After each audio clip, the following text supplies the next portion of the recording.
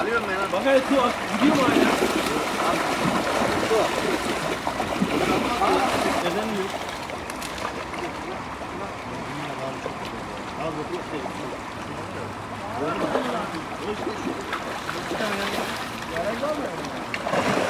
Valla bir kişi de hani.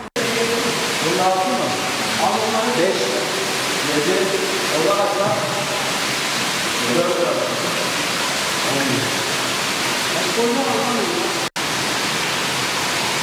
Bunun karnı yara almış ya. 2.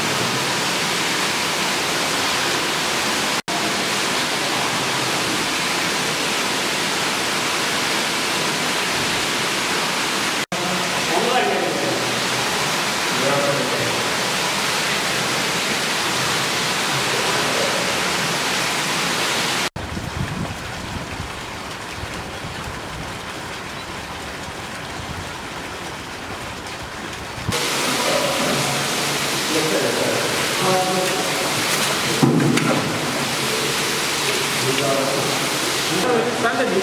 Bilemem balık bir kişi daha gelmesi lazım. Ercan abi gelsin, balıkımızı da yapalım. Bu 6 numara. Abi balık gelse dikmeye bir de başlayalım. Makas.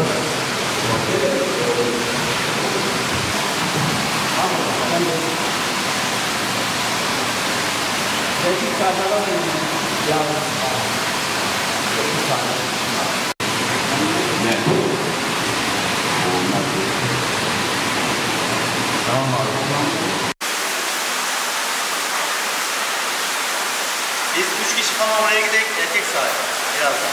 Ama ayrılmıyorum. Abi biraz daha.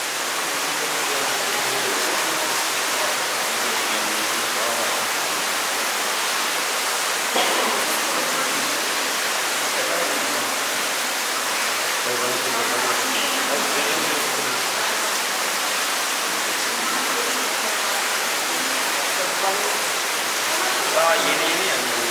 Yarım saat.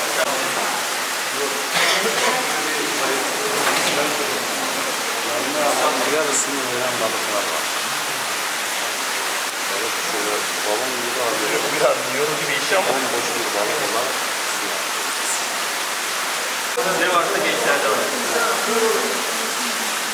sakın.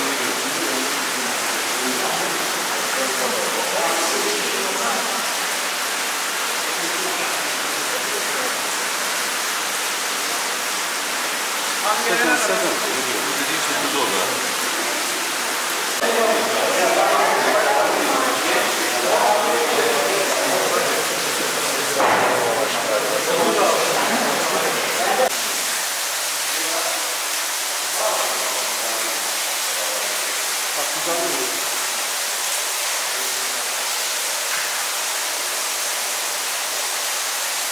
Tarım ve Orman Müdürlüğümüze bağlı Su Ürünleri Üretme İstasyonu Müdürlüğümüz yaklaşık 67 bin metrekarelik bir alana sahip.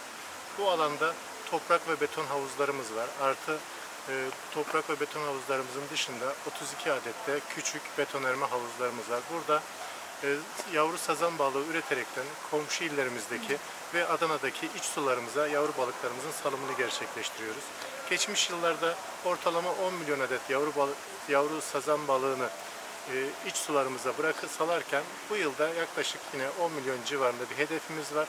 Bununla ilgili de bugün de Su Ürünleri Üretme İstasyonu Müdürlüğümüze dişi anaçlarımızdan yumurtalarımızı aldık.